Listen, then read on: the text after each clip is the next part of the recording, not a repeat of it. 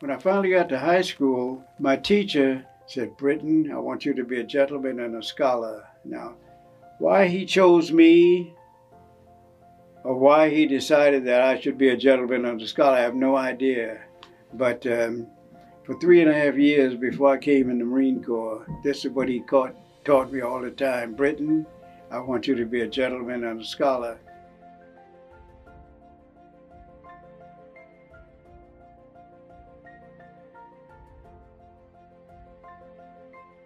The guys who trained at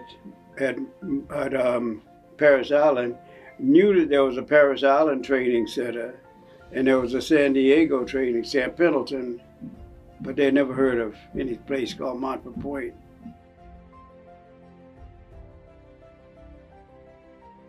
The guys on the fighting front out there didn't give a damn as long as you had your globe and anchor and that you came in with the things that they needed at that time. In fact, they called some of the black Marines black angels because in some of the fighting, they could not even stop the fighting to move their wounded. And so with the black guys coming up there with stretchers and what have you, and food, medical and all that business, it meant a big difference.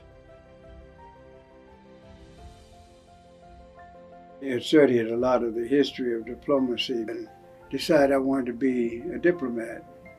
Gradually, by 1970, with my travels and whatever, it became known that I was interested in diplomacy, and that's when the guys in the White House and everything took up my cause.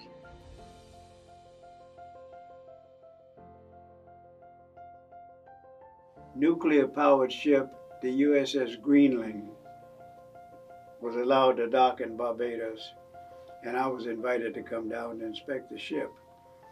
The boatswain's mate stands at the top of the gangplank and he blows on a pipe. I don't know what tune he plays, but he does this blowing on the pipe, and then he looks down at me and he says to the crew, they were all lined up, he said, "Now coming aboard, United States of America." Those words still ring with me. I've been called a lot of names, especially in the Marine Corps and outside. But to be called the United States of America is different.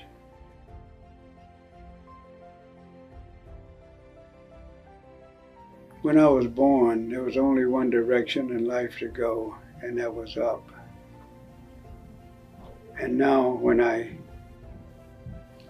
meet some of the top people in this world who really accomplish things and who were born with all kinds of resources, and I can talk with them as if they're old friends, it says, well, what else do you want?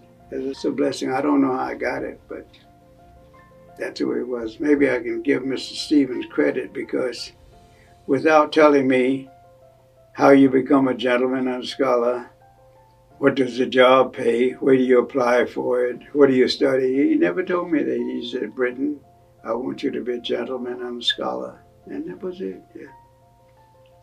Yeah.